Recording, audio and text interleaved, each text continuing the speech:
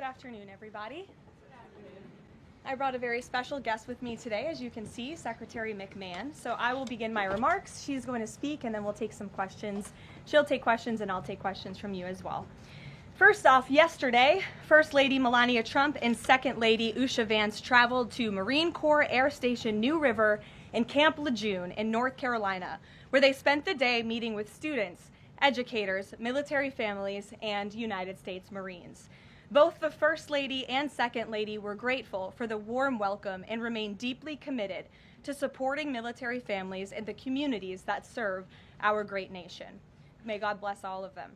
In economic news, the September jobs report showed the American economy remains strong, with 119,000 new jobs added, more than double expectations.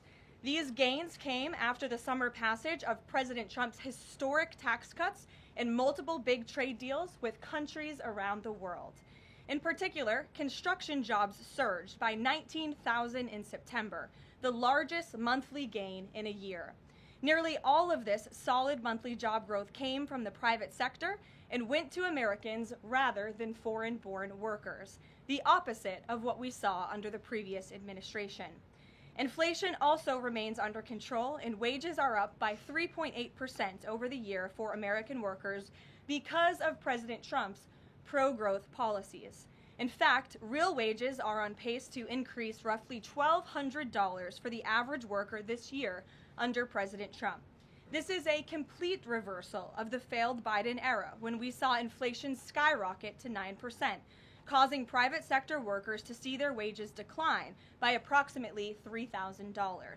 We know that Americans are still hurting from the 4-decade high inflation caused by Joe Biden and the Democrats, but President Trump is making significant progress to fix this, and he will not stop working until he solves it. As the president recently stated, he is never satisfied. For example, President Trump's policies are working to make Americans' Thanksgiving more affordable this year, from their commute to the dinner table. Nearly 100 million Americans are expected to drive next week to spend time with loved ones for the holiday. And thanks to President Trump's drill baby drill agenda, the national average price of a gallon of gas on Thanksgiving Day is projected to be at the cheapest price since the COVID pandemic in 2021. President Trump is bringing down gas prices and providing significant savings to American families at the pump. And again, we expect those prices to continue to decline. According to the American Farm Bureau Federation's annual survey, cooking Thanksgiving dinner will also cost less this year than it did last year and is down about 5% overall. The average price for a staple of the meal, a 16-pound frozen turkey, is down more than 16% from last year, which will provide critical savings for families and their budgets. President Trump's entire economic agenda is aimed at putting more money back into the pockets of hardworking Americans. That's why he signed the largest middle tax cuts in history into law, from no tax on overtime, no tax on tips, to no tax on Social Security. And according to a new study from Piper Sandler, which is out this week, tax filers can expect an extra $1,000 bump to their tax refund next year, and what could be a record-breaking tax refund season. So there is more good news to come. We know these refunds will make a huge difference for Americans to help pay down their bills and use towards life's expenses. In other news this week, President Trump took a significant step toward delivering on a core campaign promise to finally close the Department of Education. To shrink the bloated federal bureaucracy, the Department of Education just entered into new interagency agreements with 4 agencies: the Departments of Labor, Interior, Health and Human Services, and State.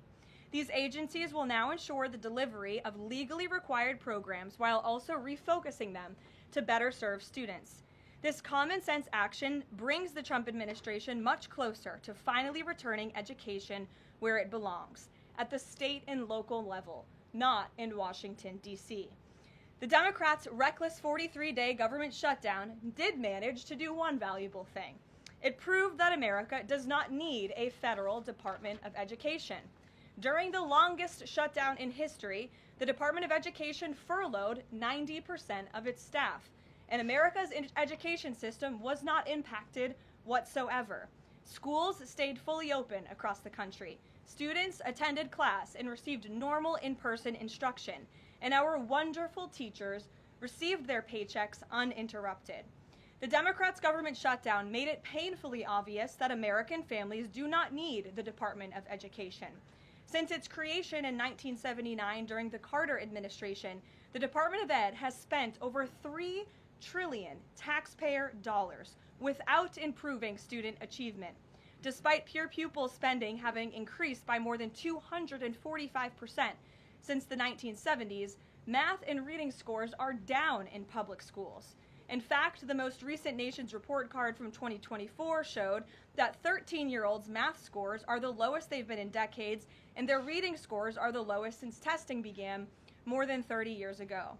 It's clear that throwing more money at a broken system does not work, and that's why President Trump appointed the amazing leader behind me, our Secretary of Education, Linda McMahon, who is making these monumental changes at the direction of the president. We're very grateful to have you here today to talk about these changes and then take some questions. Hopefully folks in this room will have some questions on the very important topic of education. So please, Mrs. Secretary. Thank you.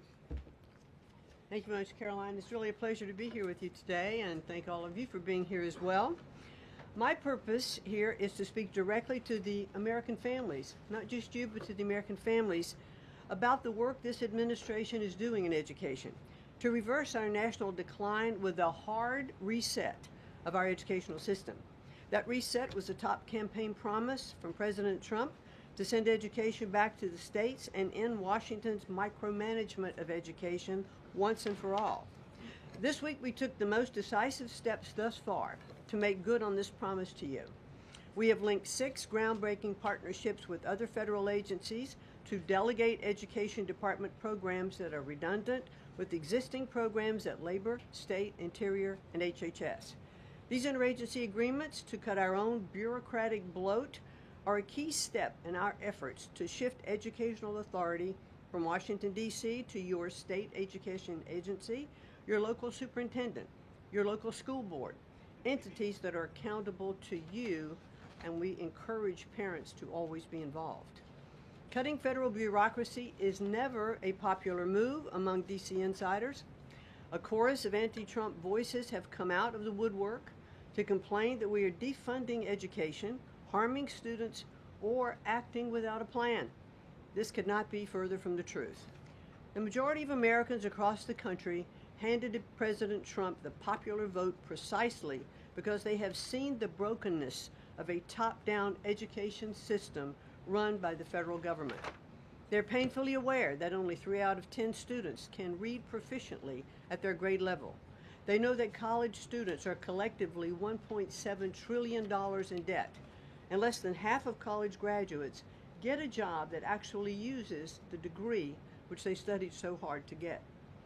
They see more teachers than ever before leaving the profession due to burnout, over-regulation, and lack of autonomy in the classroom. Anti-Trump voices are stirring up fear that returning education to the states is a draconian action. When Americans hear that we are shutting down the department, but given no other details, 51% oppose it. But when those same Americans are informed of our plans to preserve important elements of our work in other federal agencies and to maintain the K-12 funding that is distributed to the states, that number flips to an even greater majority at 56%. And they support returning education to the states and breaking up the bureaucracy. That's because the Department of Education is a pass-through entity. It doesn't educate a single student. The money it sends to states for education can be sent directly without waste. The Democrats' government shutdown proved that without a doubt, and I'll reiterate what you said, that the Department of Education was not necessary during the shutdown. Now, this is what I've seen already on my 50-state tour that I've embarked on. Educators are innovating in their schools. States are customizing their budgets and standards, and post-secondary institutions are planning for the economy of the future. But we're not leading them. They are informing us. That's why our final mission as a department is to fully empower states to carry the torch of our educational renaissance. Education is local. It should be overseen locally by those who best know local needs. We're not ending federal support for education. We are ending federal micromanagement and paving the way for education renewal through state reforms like school choice, the science of reading, and restoring the right priorities in higher education. President Trump promised to send education back to the states, and we're keeping that promise. America's next generation will look back on the work we've carried out, thankful for an education system that prioritizes students over bureaucracy. Thank you. Well, thank you very much, Madam Secretary, and we'll take some questions for the Secretary if you have them. Elizabeth, why don't you start? Thank you for joining us. You announced the partnership to move some functions of the Education Department to other agencies. Are you talking to members of Congress about codifying this so that it lasts beyond the administration? Yes, we started our conversation, and thanks very much for asking that, because there have been some reports that Congress is in the dark on this. That's clearly not true. We've been talking to, I've talked to dozens of members of Congress to explain to them exactly what we're doing, to bring them up to speed, and to say to them, look, when we have completed some of these transfers that are working incredibly well, then we will be looking to Congress to codify those, make them permanent. Brian. Thank you. Secretary McMahon, what is the update on the negotiations with Harvard? I know the President has publicly pointed to you as somebody who's worked on that. I think you've talked about that at length, but I'd like to understand where are things with those negotiations with Harvard this time? They're ongoing negotiations, and I feel very comfortable that we are getting close to having those negotiations finalized. It's been open door conversation all along. Deanna? Hello, Mrs. Secretary. The President recently posted about establishing a federal standard for AI. Do you know if the administration has a view on the use of AI for students in schools? And Caroline, do you know if the President personally uses AI? I don't think so. You can handle I've that never one. witnessed it, so I can't attest to that. Well, I do think AI is going to need guardrails, but I have witnessed AI firsthand. I was at the Alpha School in Austin, Texas, and the first 2 hours of every day in that school, students are learning through AI. They have their headsets on, they're in front of their screens, and the AI is really acting as like an individual tutor for those students, allowing those students that can progress faster to do that. Those who need a little catch up, it refeeds information to them. And so after those 2 hours of learning, the basics of what they're doing in their curriculum that day, then they spend the rest of the day, they have good recess and all of that time, but then they spend the rest of the day in what are called life skills, and they're actually using the information that they've learned this morning. So I've seen some AI in action that is really proving quite beneficial. Michael. Thank you, Caroline. Secretary McMahon, as the Education Department continues to pare down, can you talk about taxpayer services like charter school grants and how the department will continue to assist kids with special needs? Well, we are going to make sure that there's no interruption in getting that grant money out the door.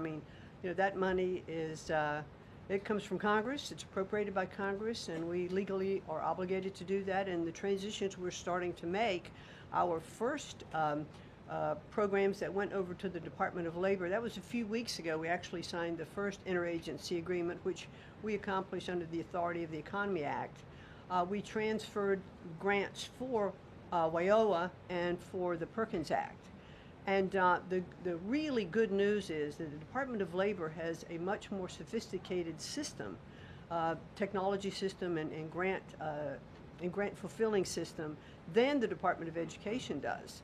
As a matter of fact, our executive manager that went over with that group over to labor said he would compare what the labor system is to education's like held together by bubble gum that is not connected to any other part. So we were able to get those grants out the door more smoothly, and states have actually better access for those systems than they do at the Department of Education. So that's a real bonus. Take a couple more. Carrie, go ahead.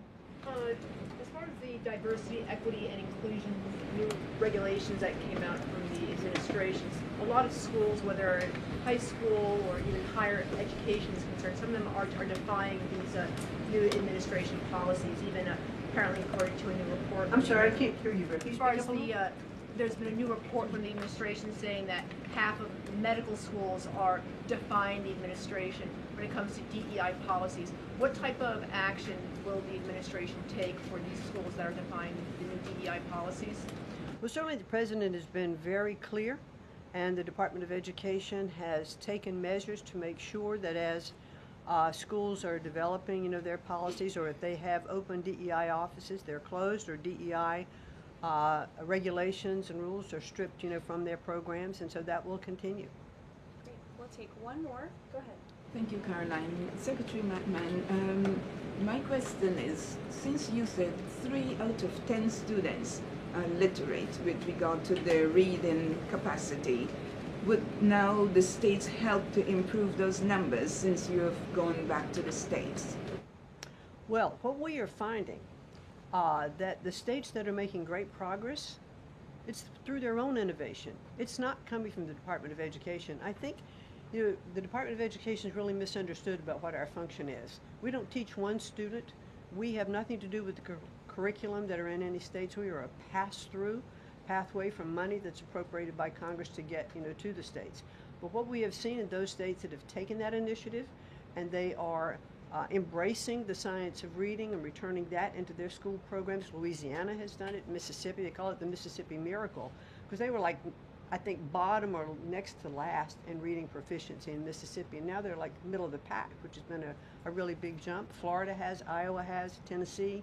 So, but these are innovations that are done at the state level. This is not anything we're dictating, and that's why I'm saying returning education to the states, where they really are already leading in their education endeavors, and 90% of their budget they provide. The federal government only provides 8 to 10% of the budget for education, so let's make sure that that grant money that's coming from the federal government is getting in their hands as efficiently as possible and getting to students. We don't want teachers having to spend their time and money in regulatory compliance. There was one superintendent chief who said to me that they had done some calculation in their state, and that for every dollar that went into the classroom in a grant, 47 cents was spent in regulatory compliance. So let's get the money into the hands of our students and our teachers. Let's raise the level of education. The other thing I'll do, and I'll quickly wrap up for you, is this 50-state tour that I have embarked on. We've done about 14 states. We've shut down a little bit during the shutdown.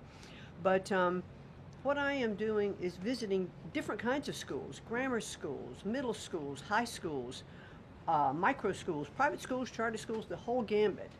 And in the end, my goal will be, as we step away and fully deliver education back to the states, is to provide them with a best practices toolkit of all of the things that I have seen around the country to say, hey, this is working.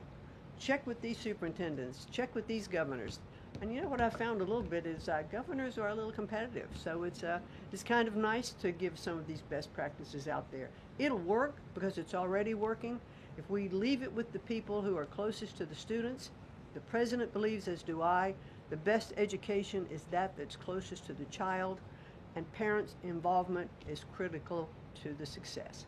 Awesome. Thank you well, so thank much. you, Linda. It's a Thank you pleasure. so much. Thank I you. appreciate your coming All right. today. Thanks for your great work. Whoops. And Thank she's you all very much. a busy lady, so we'll let her Come get on. back to work. All right. Thank you again. Well, let's get to it. You guys were so calm with her. I wish you were that calm with me. We'll kick off with our new media seat, as always. Javier, why don't you start us off, and then we'll get to the rest of the room. Go ahead. Thank you very much. My name is Javier Negre. I'm from Spain. I'm the owner of the biggest media platform in Hispanic politics, with brands like La Derecha Diario, Ida TV, or UH+, or Vicegrad in Spanish. And I'm happy to be here. Thanks for supporting the new media, also in the Hispanic community. We try to fight against medias like Telemundo, Univision, CNN, or NBC News that are spreading fake news and attacking the ICE operations. We will premiere this Sunday the Real America's Voice, the Rainy Show, the first Hispanic show against communism and woke culture that is promoted by people like George Soros to bring communism all over the world, like happened in New York. I have two questions for you, if you don't mind. In Mexico, the young people is protesting against President Sheinbaum. They think she's doing nothing against the cartels. Sheinbaum used the police to attack them, young people, kids, girls, and she's attacking journalists like me in a country where 150 journalists have been killed in the past years. the USA legacy media is attacking President Trump for his comments about the fake news media, while they are not publishing anything about the murders of journalists in Mexico. Why do you think they stay silent about the murders of journalists in Mexico and the attacks to businessmen like Ricardo Salinas? And my second question is, Trump said he has a plan for the narco state of Venezuela. Does he have a plan for Mexico where, according to Stephen Miller, the cartels are controlling governments and territories? Sure. Well, thank you, Javier, for the question, and thank you again for being here. We're proud to have new media voices in the briefing room. As for President Sheinbaum and the president's relationship with Mexico, I will tell you that we have seen historic strides from President Sheinbaum and her administration in Mexico when it comes to cracking down on the cartels. They have been incredibly cooperative with the president's efforts at our southern border to crack down on illegal immigration and also the illegal trafficking of drugs at the southern border. Now the president is very interested in taking additional measures against the drug cartels. He's been very clear about that. He's spoken about it, and this is a promise that he made to the American public. And so his national security team is discussing these options all of the time. And on the campaign trail, the president promised to take on the cartels. He has taken unprecedented action to do so, and he has left additional options at his disposal on the table. So those are only decisions that the president can make. Thank you. What about the silence of the legacy media about the murders of journalists in Mexico? 150 journalists have been killed in the past years. Yeah, well, it's certainly something I wish the media would report on more, and it's something that this administration absolutely condemns. I can't speak for the media, but I can speak for the president. That's not something he wants to see. Thank you. Sure. Thank you, Caroline. Is there anything that Mayor-elect Mamdani could say tomorrow that would ease the president's concerns about his future leadership in New York? Look, I don't want to speak for the president or get ahead of this meeting that we are currently working on tomorrow. As you saw, the president put out a statement tomorrow that the mayor-elect will be coming to the Oval Office, and so our teams are arranging those details. I won't get into the president's thinking on it. I think you'll all hear from him directly. I also think I will just add, it speaks volumes that tomorrow we have a communist coming to the White House, because that's who the Democrat Party elected as the mayor of the largest city in the country. I think it's very telling, but I also think it speaks to the fact that President Trump is willing to meet with anyone and talk to anyone and to try to do what's right on behalf of the American people, whether they live in blue states or red states or blue cities, in a city that's becoming much more left than I think this president ever anticipated in his many years of living in New York himself. Nancy. Thanks, Caroline. This morning, President Trump accused 6 Democratic lawmakers of seditious behavior punishable by death.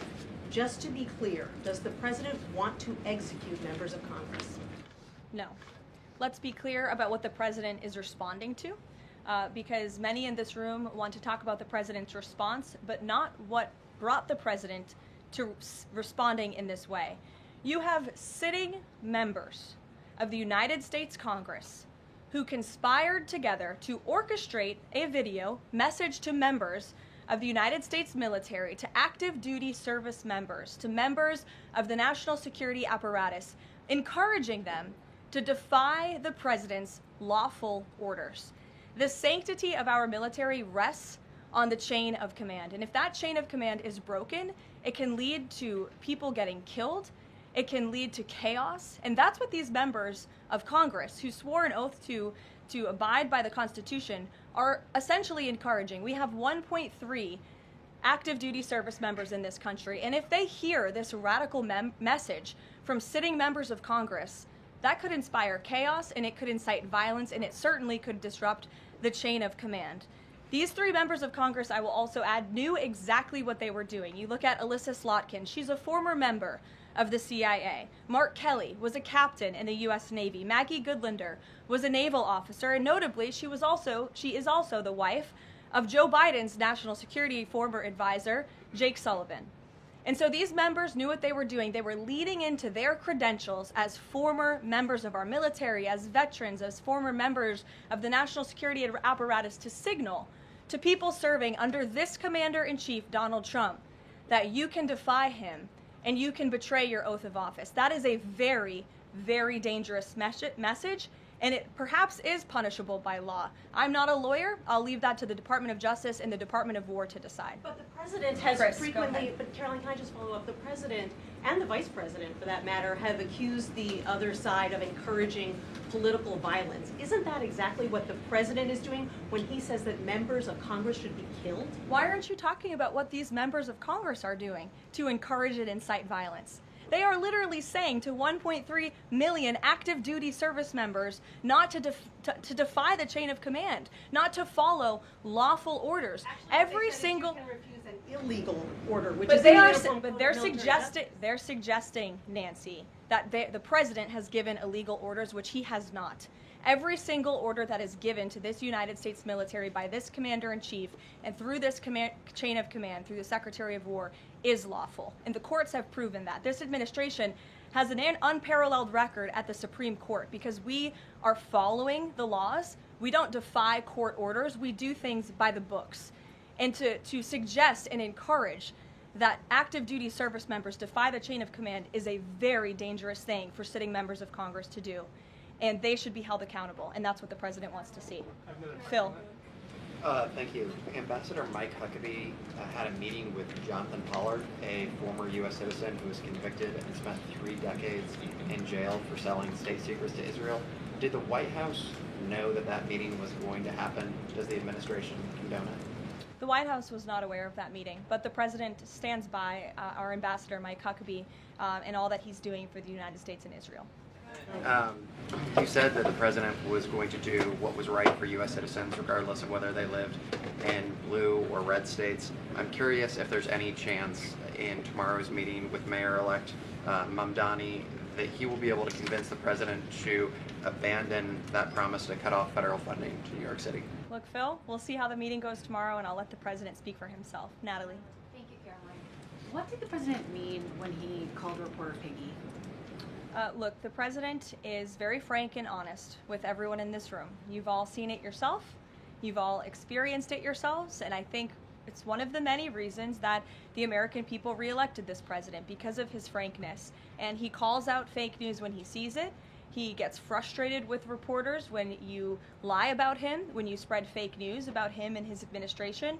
But he also is the most transparent president in history, and he gives all of you in this room, as you all know, unprecedented access. You are in the Oval Office almost every day asking the president questions. And so I think the president being frank and open and honest to your faces rather than hiding behind your backs is frankly a lot more respectful than what you saw in the last administration, where you had a president who lied to your face and then didn't speak to you for weeks and hid upstairs and didn't take your questions. So I think everyone in this room should appreciate the frankness and the openness that you get from President Trump on a near daily basis. And Go ahead. As a follow-up, Yes. The Go Washington ahead. Post just Go ahead. reported that the Coast Guard has I'm stopped calling on considering- Bloomberg. Go ahead. Caroline, thank you. 2 questions for you. The New York Times is reporting that the administration is now sending a U.S. official to the G20. They're sending Mark Dillard. Can you confirm if that is true, and then also explain the shift in?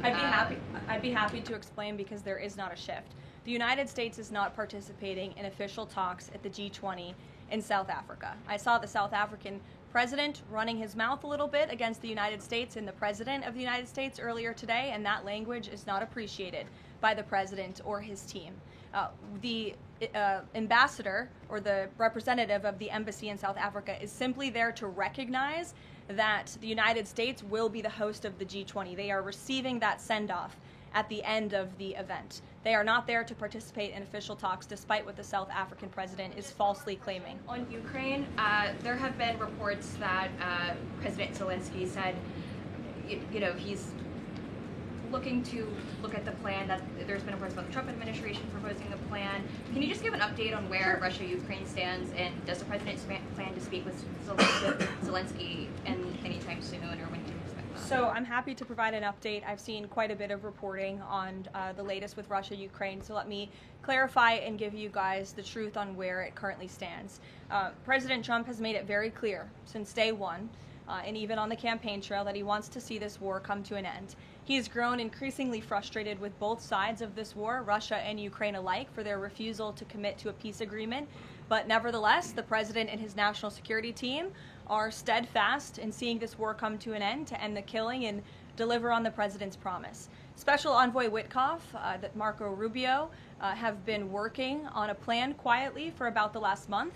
They've been engaging with both sides, Russia and Ukraine, equally to understand what these countries would commit to in order to see a lasting and durable peace. That's how you get to a peace negotiation, right? That's how it worked with Israel, with respect to Israel and Gaza and all of the Arab countries in the Middle East. That's how we accomplished that historic agreement, which the UN, by the way, voted to commit to and accept this week, which was a huge monumental moment.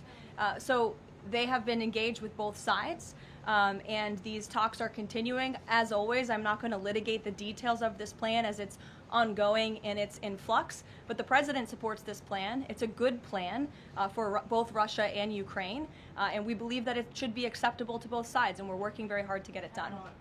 And I'll also add, I know Secretary Driscoll did meet with President Zelensky today. We spoke with him. He was very optimistic following that meeting, and so again, we are having good conversations with both sides with respect to ending this war. Sure, go ahead.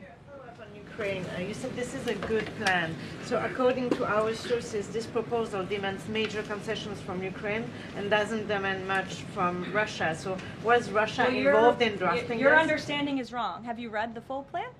You haven't. Sources said. Yes. So if you can give details, You've read reporting from one side of the war, and so I want you to understand that the administration has talked equally with both sides. You have seen President Trump engage directly with both President Putin and President Zelensky. Likewise, his national security team has as well. In fact, Special Envoy Witkoff and Secretary Rubio met with some of the Ukrainians just in the past week to discuss this very plan. And so just like you saw with respect to Israel and Gaza, we are hearing out both sides of this war to understand what can you commit to end the war. And that's ultimately how we are going to get to an agreeable solution. That's what the president has directed of his team. I know there's a lot of criticism out there and a lot of doubters, but I would just remind you of the historic success that this president and his team accomplished in the Middle East. We believe that is possible with Russia and Ukraine, and we're hoping and working very hard to achieve that. Stephen. Could you provide a little more context on what to expect tomorrow with the Mamdani meeting? Will it be in the Oval Office, or is it going to be open at least partially to the press? I don't have any more details to read out for you on the meeting quite yet, Stephen. I know it's of great interest to you in the New York Post, but we'll keep, maybe if it opens, we can commit to letting you in. Sure, go ahead. Thank you, Caroline. It came up yesterday during a confirmation hearing for the president's pick to lead the CFTC that the CFTC currently has 0 Democrat commissioners, whereas usually it's had 2 or more. Does the president plan to appoint Democrats to financial regulators like the CFTC and SEC, or does the president feel that there shouldn't be Democrat leadership at those agencies, consistent with the administration's move earlier this year to remove Democrats from the FTC and other agencies? I'm going to be completely honest. I haven't spoken to the president about the CFTC in quite some time, but I'm happy to check in with our presidential personnel office and see if there's any updates that we can provide you there. Sure. Thank you, Caroline. Last week on Fox News, President Trump said that we've had a lot of problems with the French. How would you describe the current relationship between France and the U.S.? Look, the relationship remains very strong. President Trump speaks quite frequently with Emmanuel Macron. I think they have a good working relationship. But the president is not shy to point out when he has disagreements with world leaders as well. And he's done that with respect to Mr. Macron as well. Deanna, go ahead. Caroline, there are reports that Qatar is acting as a mediator in the Ukraine peace process. Can you confirm that, and why did the president choose that country? I'm not going to get into further details other than what I previously shared, which I think was quite a bit of information. Brian? Thank you, Caroline. 2 questions. You were talking about earlier in this briefing about the president's orders. You were going back and forth about what the ad said, what it didn't say. My first question is the ad, the advertisement that the Senate Democrats were featured in. So my first question is, no matter what the order is, it could be to any administration official, military or otherwise, no matter if legal experts might think it's illegal. Does the president expect those cabinet members, administrative officials to go ahead with those orders regardless of any outside thinking or experts? The president expects his cabinet officials in the administration to follow the law and to demand accountability and hold people accountable for their dangerous rhetoric. And I would just add that if this were Republican members of Congress who were encouraging members of the military and members of our United States government to defy orders from the president and from the chain of command, this entire room would be up in arms. But instead, it is the other way around, and I think that's quite telling. I'm going to let you all go because the president, excuse me, I appreciate the encouragement this morning, this afternoon, but President Trump is about to meet in minutes with Israeli hostages who this administration freed, and so I'm going to go up to that meeting, and you will hear more about that later. Thank you. You misquoted Democrats in that video. That's actually not what they said.